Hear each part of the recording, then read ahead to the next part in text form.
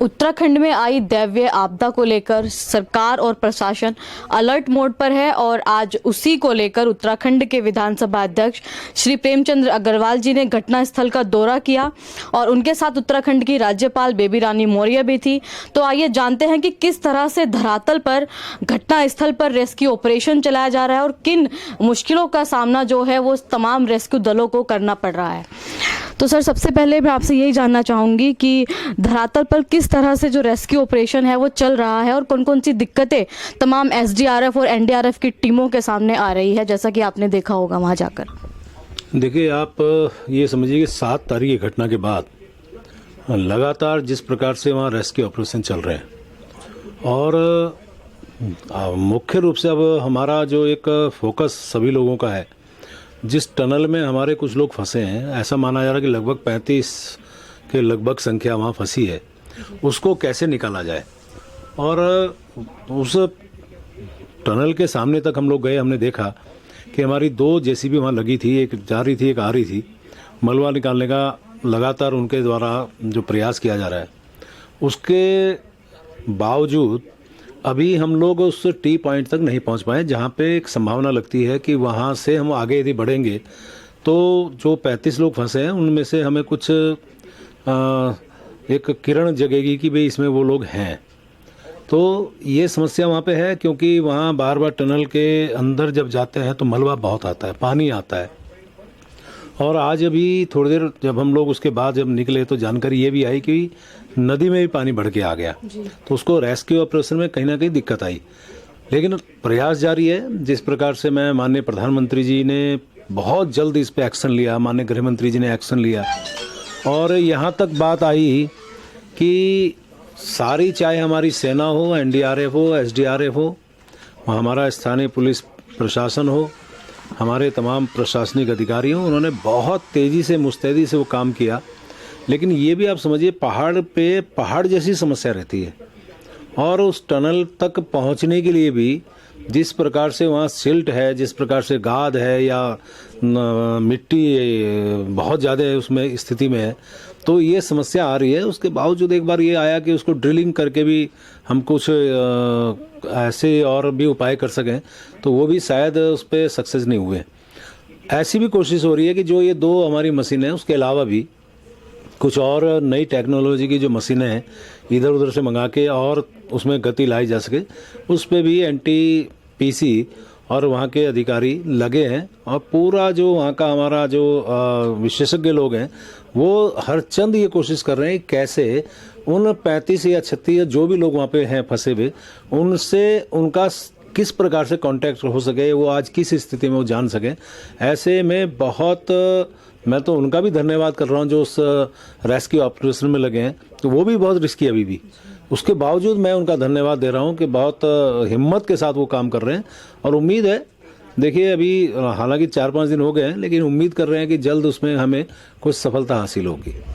तमाम जो रेस्क्यू जो अधिकारी हैं जो कर रहे हैं वहाँ पर, उनका कहना है कि एनटीपीसी के इस प्रोजेक्ट की कोई मैप भी नहीं है जिससे पता चल सके कि कितने जो मीटर एग्जैक्ट जो टनल है वो कितनी मोटाई पे है या उसका कितना जो उसका इंफ्रास्ट्रक्चर है वो किस तरीके से तैयार हुआ है। तो उनका भी ये कहना है कि जितना पानी वो जितना मलबा निकाल रहे हैं उससे ज़्यादा उनके पास फिर से वापस आ रहा है।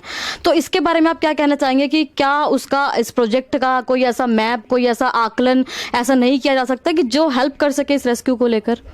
नहीं, मैप की तो मैं उसके बारे में तो नहीं कह सकता, लेकिन आप ये देखिए कि एनटीपीसी के सारे अधिकारी वहाँ मौजूद हैं और उनसे भी हमारी बातचीत हुई।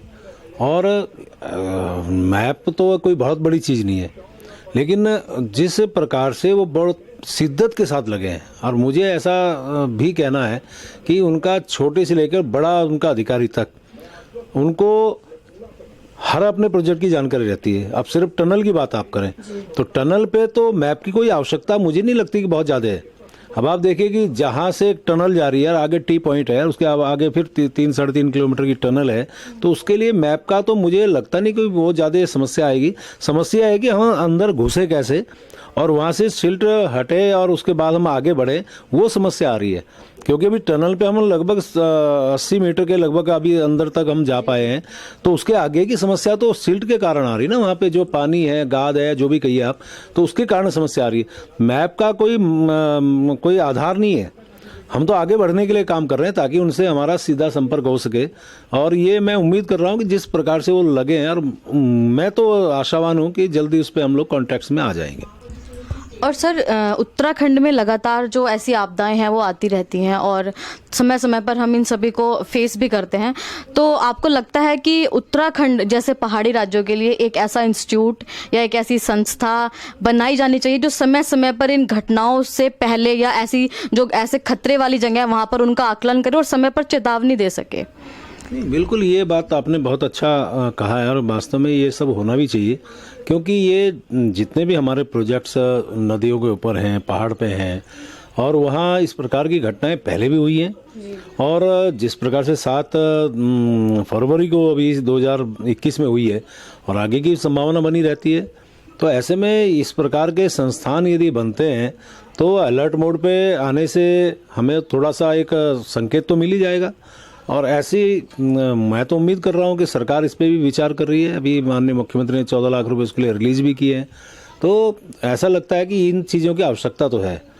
आज जिस प्रकार की टेक्नोलॉजी बढ़ रही है, जिस प्रकार के टेक्नोलॉजी के साथ हम लोग आगे बढ़ रहे हैं, तो अब आवश्यकता तो लगती है इन चीज़ों की। और होगा तो निश्चित रूप से कम आने वाले टाइम पे जिन प्रोजेक्ट से कोई संभावना ऐसी लगती है, कहीं लैंडस्लाइड है, कहीं आपका जो हमारे ग्लेशियर्स हैं या अन्य दूसरी जो भी हमारी समस्या आने वाली है, उससे कहीं ना कहीं हमें पहले से अलार्म हमें हो जाएगा, तो हम उसमें राहत लेने से पहले हम अलर्ट हो जाएंगे, और हमें उससे कहीं ना कहीं जो समस्या फेस करनी है, जो चुनौतियां हमारे सामने रहती हैं, उसमें हमें राहत मिलेगी। धन्यवाद सर तमाम जानकारी हमारे साथ साझा करने के लिए। तो देखा आपने कि किस तरह से उत्तराखंड में जो आपदा आई है उसको लेकर तमाम एनडीआरएफ, एसडीआरएफ और सिविल पुलिस की जो टीमें हैं वो मिलकर युद्ध स्तर पर रेस्क्यू ऑपरेशन चला रही है। और प्रदेशवासियों के साथ समस्त अधिकारियों को, पूरी सरकार को ये उम्मीद है कि जल्द से जल्द ये दुनिया का सबसे लंबा और सबसे जो मुश्किल ऑपरेशन ये चलाया जा रहा है, इसमें जल्द ही हमें बहुत सारी सफलता भी मिलेंगी और तमाम जितना भी नुकसान हुआ है उसकी भरपाई भी हम कर सकेंगे। कैमरामैन तिलक शर्मा के साथ विशाखा चौधरी।